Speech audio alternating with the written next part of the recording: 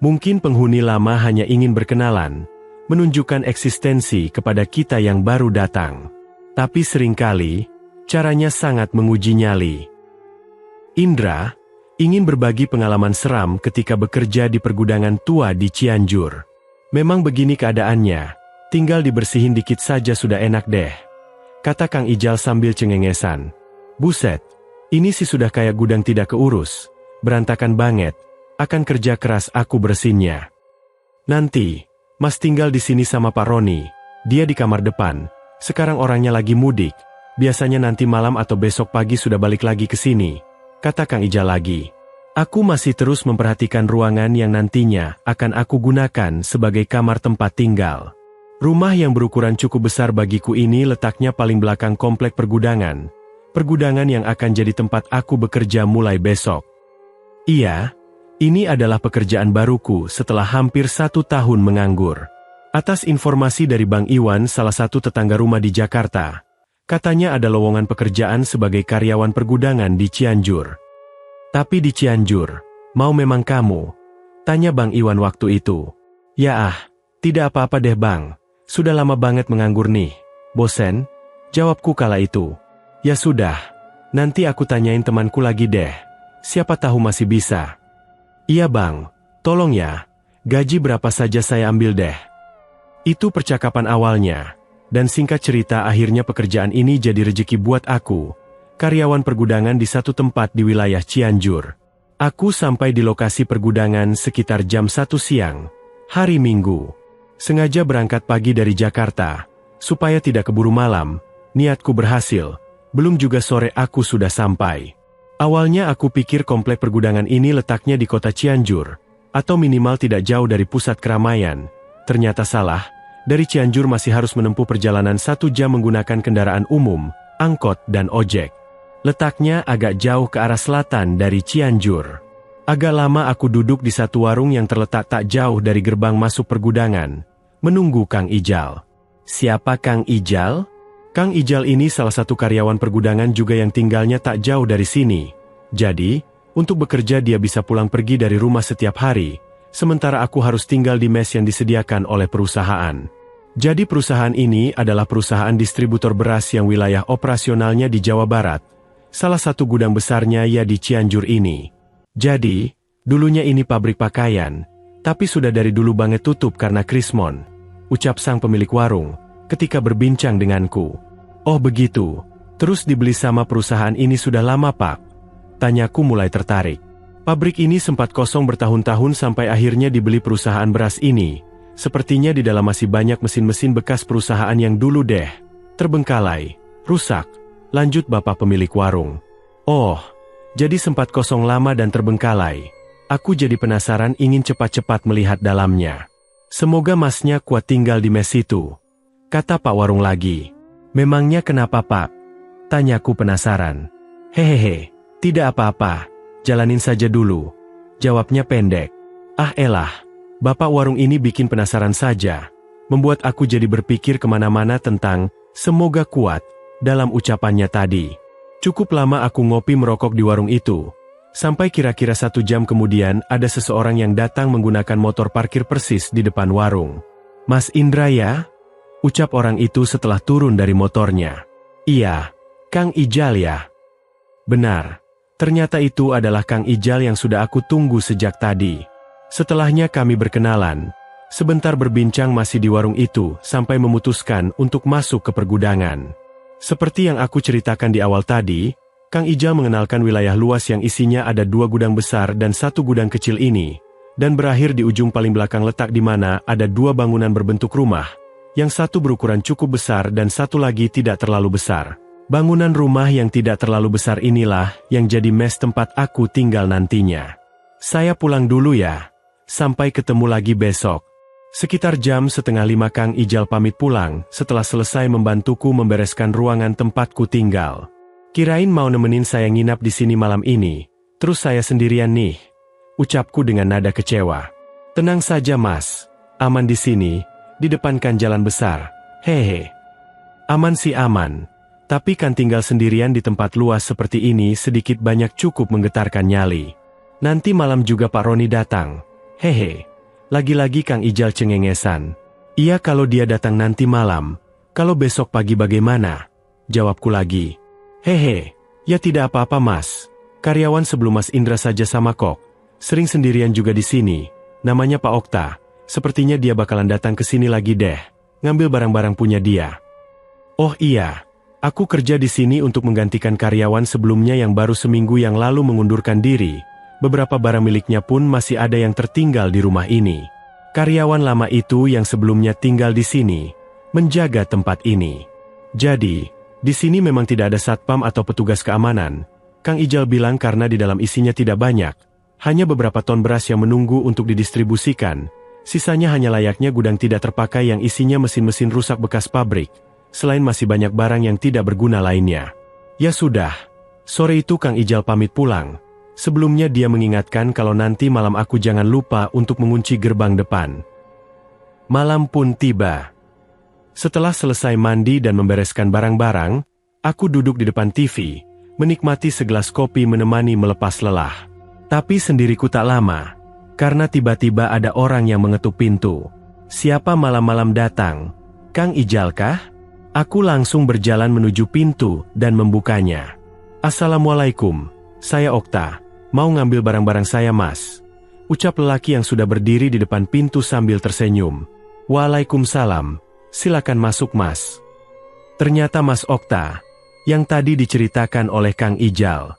Aku lalu mempersilakan dia untuk masuk. Setelahnya kami berbincang di ruang tengah. Mas Okta ini kemudian banyak menceritakan semua hal tentang pergudangan ini, pengalamannya ketika masih bekerja di sini, termasuk alasan klise dia kenapa mengundurkan diri. Aku mendengarkan dengan seksama. Pokoknya, tidak usah penasaran. Kalau mendengar apa-apa atau lihat ada yang aneh tidak usah disamperin. Cuekin saja, tidak usah dipedulin. Begitu kata Mas Okta sebelum dia akhirnya berpamitan pergi dan aku antar ke gerbang. Jadi, sebelumnya aku sempat bertanya ke beliau, sebenarnya kalau malam tempat ini aman atau tidak. Mas Okta bilang, sebenarnya aman-aman saja sih. Selama saya kerja di sini tidak pernah ada kejadian percobaan pencurian atau sejenisnya. Amanlah, tapi apa Mas? Aku penasaran. Lalu dia menjawab dengan kalimat di awal tadi, kalau mendengar atau melihat sesuatu hal aneh tidak usah penasaran, abaikan saja, begitu singkatnya. Maksudnya apa kurang lebih aku tahu, melihat situasi dan kondisi di sini, aku berharap yang aku khawatirkan tidak akan terjadi. Jam 8 malam, setelah Mas Okta pergi, aku akhirnya benar-benar sendirian. Di lahan yang luas ini sendirian. Di lahan yang luas ini, beberapa lampu sengaja aku biarkan tetap menyala walau tidak semuanya, menghindari gelap total. Aku susuri jalan menuju mes di belakang setelah selesai mengantar Mas Okta ke pintu gerbang. Jarak yang harus aku tempuh cukup jauh, kurang lebih 100 meter, di beberapa bagian berdiri pohon besar yang entah apa jenisnya. Sesampainya di mes, aku langsung duduk di ruang tengah, sambil menunggu Pak Roni datang. Berharapnya sih dia benar-benar datang. Dengan begitu aku tidak jadi sendirian di tempat ini. Bangunan berbentuk rumah ini memiliki 3 kamar di dalamnya. Memang diperuntukkan sebagai mes karyawan. Kamar depan ditempati oleh Pak Roni, yang orangnya belum aku kenal dan temui. Kamar tengah berisi barang-barang, sementara kamarku berada di paling belakang. Kalau boleh jujur, sendirian di tempat yang situasinya seperti ini nyata-nyata memang agak menggetarkan nyali, apalagi aku sebagai orang yang benar-benar baru di sini. Kalau tahu begini aku berangkat ke sini besok Senin saja deh. Gumamku sendirian, sambil menyalakan rokok. Segelas kopi sudah kubuat untuk menghangatkan tubuh. Udara di sini cukup dingin buatku, yang terbiasa dengan pengapnya Jakarta. TV ruang tengah menyala. Walau aku lebih banyak tak memperhatikan layarnya, masih mencoba terus berkenalan dengan setiap sudut rumah. Sendirian, bingung harus berbuat apa untuk menghabiskan waktu, sementara kantuk sepertinya jauh dari rasa, makanya aku memilih tetap duduk di ruang tengah daripada masuk kamar.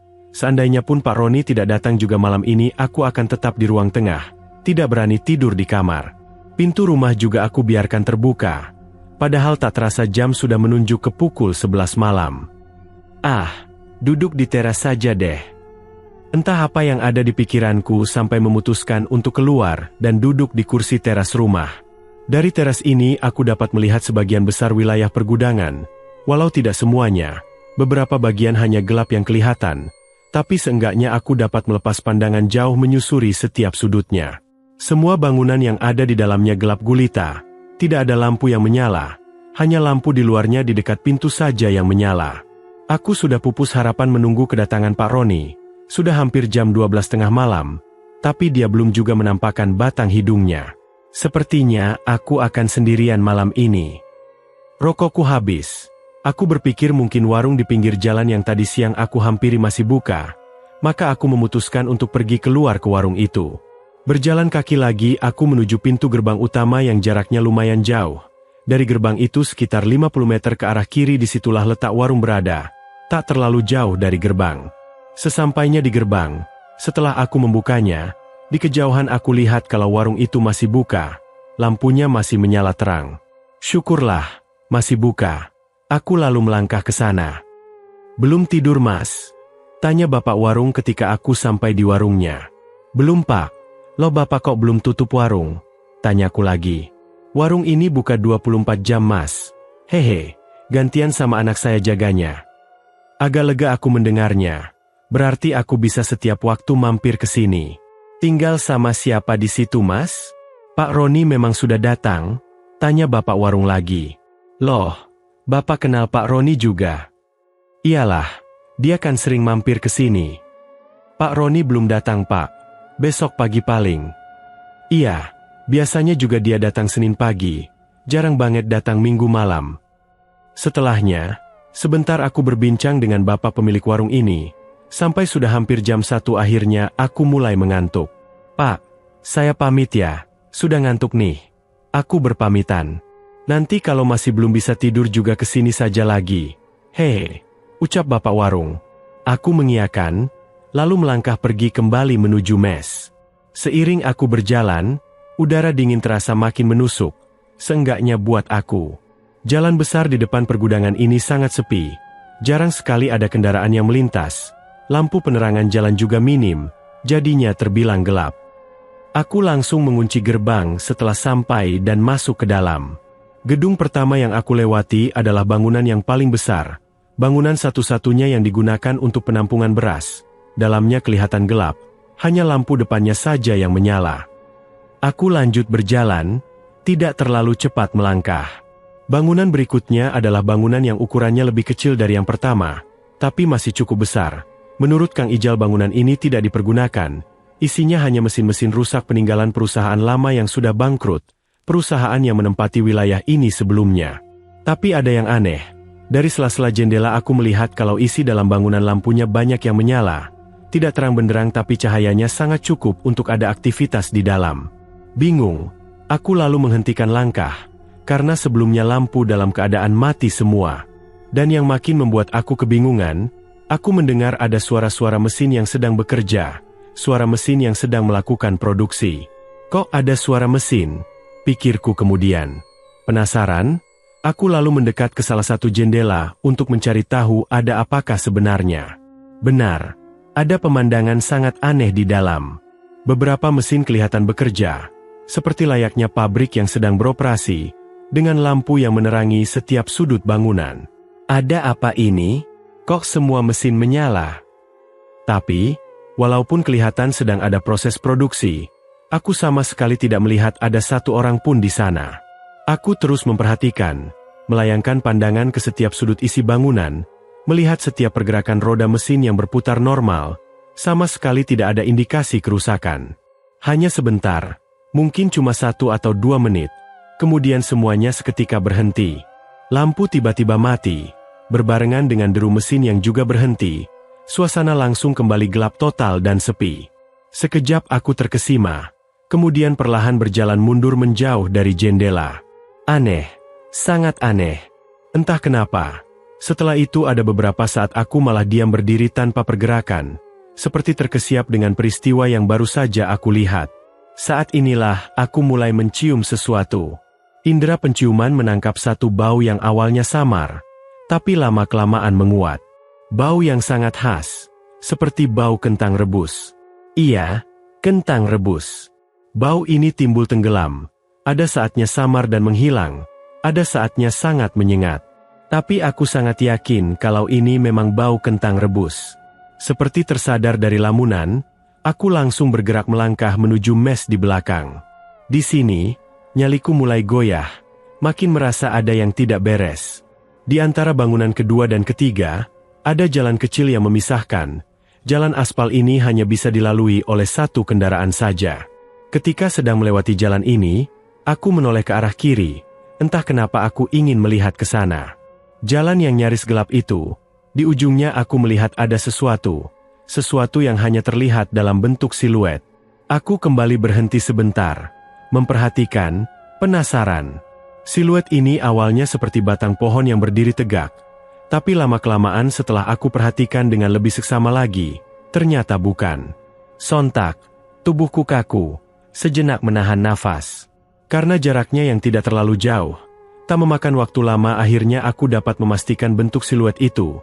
Akhirnya aku dapat melihat bentuknya dengan jelas. Di ujung jalan itu, berdiri sesosok pocong, walau masih berbentuk siluet namun sangat jelas. Aku terpaku sebentar, tidak bisa bergerak, terkesima, ketakutan. Awalnya, siluet pocong itu hanya diam seperti sedang memperhatikan, tapi beberapa detik berikutnya sosok seram itu terlihat bergerak mendekat ke arahku. Melihat pergerakan itu aku langsung berlari, bukan menuju mes, tapi menuju pintu gerbang depan. Aku memutuskan untuk lari keluar menuju warung bapak tadi. Akhirnya, sisa malam aku habiskan di warung itu, tidak berani masuk lagi ke pergudangan. Selesailah teror pertama di pergudangan tua ini. Dimulailah aku bekerja normal. Pak Roni memang akhirnya datang pada Senin pagi. Ternyata di pergudangan ini ada 5 orang karyawan termasuk aku, Pak Roni, dan Kang Ijal. 2 lagi adalah Norman dan Setia. Yang sama seperti Kang Ijal, mereka tidak menginap di mes tetapi pulang hari, karena memang rumahnya masih di sekitaran Cianjur juga. Pekerjaanku selain menjaga gudang juga mengkoordinasi serta mengawasi keluar masuk barang. Semua aku catat untuk nantinya dibuat laporan, kurang lebihnya seperti itu. Rekan kerja yang lain sangat membantu dan baik hati orangnya, termasuk Pak Roni yang bisa dibilang sebagai kepala di pergudangan ini. Hari-hari berikutnya berjalan normal, walaupun belum bisa melupakan peristiwa yang aku alami pada waktu malam pertama tinggal di sini. Malam-malam berikutnya setelah malam pertama yang mengerikan itu, ternyata masih ada beberapa peristiwa ganjil yang aku rasakan, tapi karena sudah ada Pak Roni, dan dia selalu bilang, "Sudah, cuekin saja." Ketika aku bilang kalau ada keanehan, dan aku berusaha untuk mengabaikan. Tapi tetap saja banyak kekhawatiran dari keganjilan yang terjadi. Aku ingat, hari Selasa lalu ada kejadian yang cukup seram ketika sedang sendirian di mes. Siang hari waktu jam istirahat, rekan kerja lain sedang makan siang di luar sementara aku memutuskan untuk beristirahat di mes. Aku berbaring di atas tempat tidur untuk sejenak meluruskan otot. Saat inilah aku mulai merasa nyaman dan kemudian kantuk datang, tapi berusaha untuk tidak ketiduran. Saat inilah tiba-tiba aku merasa ada seseorang di ruang tengah. Sayup samar aku mendengar suara nafas tersengal, sangat-sangat pelan tapi kedengaran. "Pak Roni." Tidak ada jawaban. Hening. Beberapa saat kemudian suara nafas itu hilang. Aku kembali mencoba beristirahat. Tapi, hening hanya sebentar. Beberapa belas detik kemudian suara nafas tersengal itu kedengaran lagi. Kali ini aku langsung duduk. Penasaran. "Pak Roni." Sekali lagi aku memanggil untuk memastikan, namun sama saja, tidak ada jawaban. Suara nafas malah makin jelas. Saat inilah aku berdiri dengan niat mencari tahu ada siapakah gerangan di ruang tengah.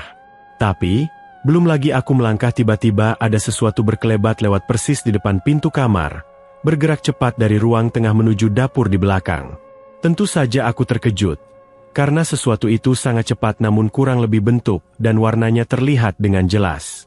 Diam terkejut sesaat, kemudian aku langsung lari keluar kamar, keluar rumah, sama sekali tak menoleh ke belakang. Aku ketakutan, sangat ketakutan karena objek yang berkelebat tadi bentuknya seperti pocong. Itu kejadian pada siang hari bolong. Gimana kalau malam hari coba?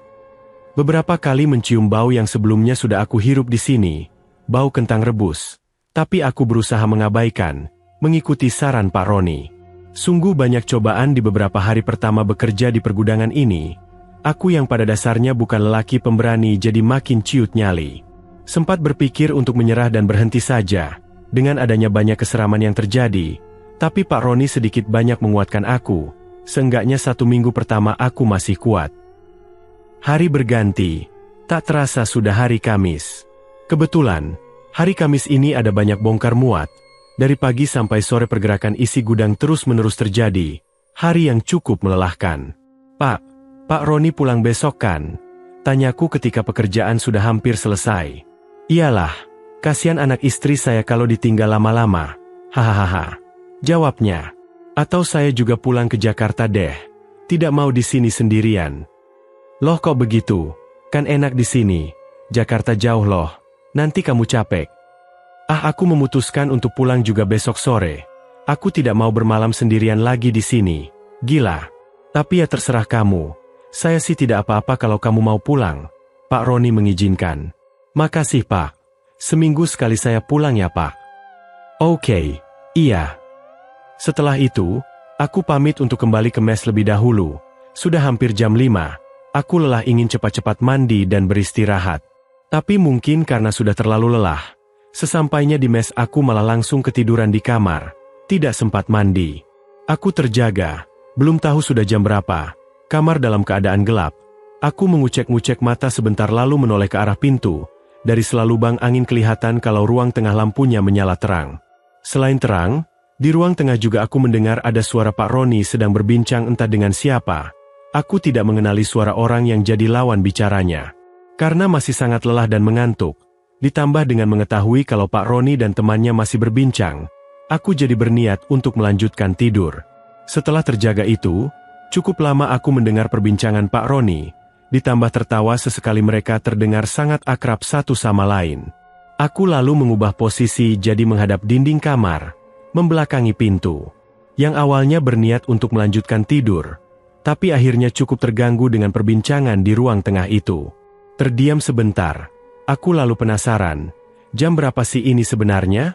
Kurai ponsel yang ada di atas kasur juga, lalu melihat ke layarnya, ternyata sudah jam 12 lewat tengah malam. Dan ketika sudah membuka ponsel inilah, aku melihat kalau ada pesan masuk. Ada pesan masuk dari Pak Roni. Pesan masuk dari Pak Roni. Kan orangnya ada di ruang tengah? Penasaran? Lantas aku langsung membuka pesan itu. Tercatat kalau pesan masuk ke ponselku pada pukul 8 malam tadi. Aku makin penasaran apa sih isi pesan dari Pak Roni ini. Indra, maaf, saya harus mudik mendadak karena anak saya sakit. Saya pulang sekarang ya. Begitu isinya. Kalau memang Pak Roni sudah pergi dari jam 8 tadi, lalu siapa yang sedang berbincang di ruang tengah? Refleks. Aku langsung menoleh ke pintu. Ternyata setelah aku lihat kali ini, ruang tengah sudah dalam keadaan gelap. Lampunya mati, berbeda dengan sebelumnya. Dan yang lebih aneh lagi, suara perbincangan juga hilang. Perbincangan yang aku pikir antara Pak Roni dan temannya. Ruang tengah mendadak jadi sepi dan hening, kosong. Aku langsung bangun dan duduk di tempat tidur. Detak jantung mulai cepat. Tanpa pikir panjang, langsung aku raih ponsel dan bergegas melangkah ke pintu. Aku harus pergi, tidak berani sendirian di sini lagi. Nyaliku agak goyah ketika harus membuka pintu kamar lalu melihat ruang tengah. Ruang tengah yang gelap gulita. Tapi ternyata tidak ada apa-apa. Syukurlah. Aku lalu bergegas menuju pintu keluar. Bau khas kentang rebus sempat tercium di ruang tengah. Tapi tidak peduli. Aku terus melangkah keluar rumah. Setelah sudah berada di luar, kembali aku melihat ada kejadian aneh. Area pergudangan berkabut tebal. Pandangan jadi agak terhalang. Baru sekarang aku melihat dan merasakan kabut setebal ini. Tapi karena tekad sudah bulat untuk pergi, maka perlahan aku mulai berjalan menembusnya menuju gerbang depan. Karena kabut tebal ini pula yang memaksa aku untuk melangkah perlahan. Lagi-lagi, sepanjang perjalanan menuju gerbang, timbul tenggelam aku mencium bau kentang rebus yang entah sumbernya dari mana. Akhirnya, walaupun samar tapi aku sudah bisa melihat kalau gerbang sudah dekat. Hanya tinggal beberapa belas meter saja jaraknya. Aku lalu mempercepat langkah. Tapi, tiba-tiba aku berhenti mendadak. Tidak berani melangkah lagi. Ada apa? Jantungku berdetak cepat. Mendadak bulu kuduk berdiri. Aku melihat ada pocong berdiri di pintu gerbang. Tak berani nekat. Tidak berani mendekati gerbang. Yang berarti mendekat juga ke pocong itu. Tebalnya kabut. Aku masih bisa melihatnya dengan jelas. Bagian wajahnya terbuka kelihatan hitam. Tuhan, aku sangat ketakutan. Akhirnya aku memilih untuk mundur, melangkah kembali menuju mes di belakang. Itu satu-satunya opsi yang ada. Tekadku makin menjadi untuk balik lagi ke mes ketika melihat sosok pocong seram itu ternyata mulai bergerak melayang menuju ke arah aku. Aku ketakutan, lalu nekat berlari menembus gelapnya kabut. 1-2 kali aku terjatuh karena pendeknya jarak pandang. Tapi ketika menoleh ke belakang ternyata melihat kalau pocong itu masih mengikuti. Aku langsung bangun lagi dan lanjut berlari. Akhirnya aku sampai juga di mes. Membuka pintu lalu menguncinya dari dalam. Kemudian buru-buru masuk kamar.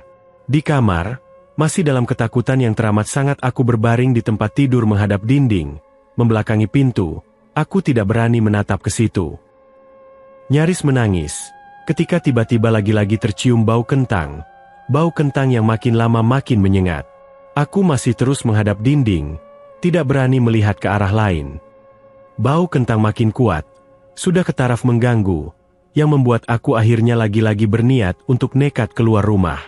Tapi, ketika hendak turun dari tempat tidur, gerak tubuhku terhalang sesuatu. Ada sesuatu yang mengganjal di punggung. Apa yang mengganjal dan menempel di punggung? Guling? Bukan. Karena aku tidak memiliki guling, bantal pun hanya satu. Lalu apa yang mengganjal ini? Perlahan aku membalikkan badan, memberanikan berdiri walau ada sesuatu di belakang yang mengganjal menghalangi.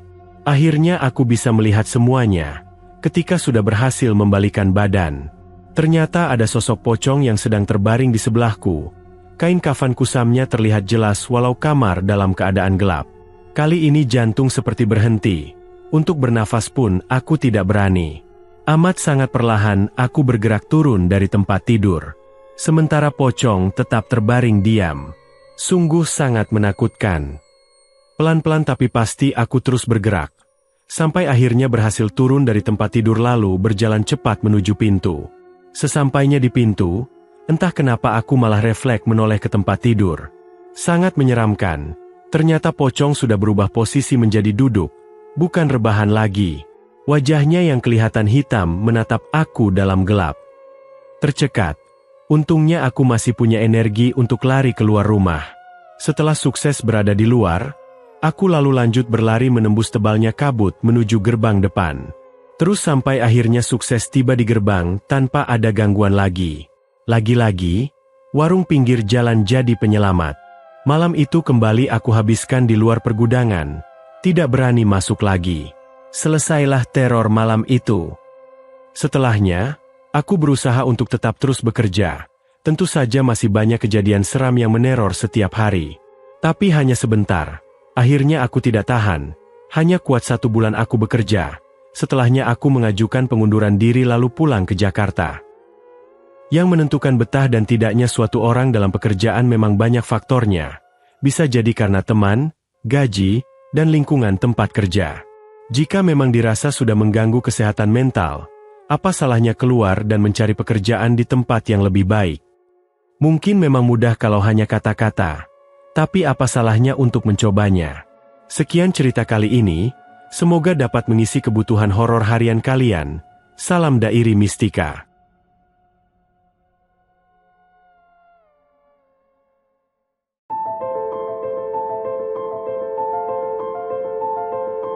Oke teman-teman, ceritanya selesai sampai di sini. Bagaimana menurut kalian cerita kali ini? Tuliskan di kolom komentar, dan nantikan kisah-kisah lainnya. Tetap di channel Dairi Mistika.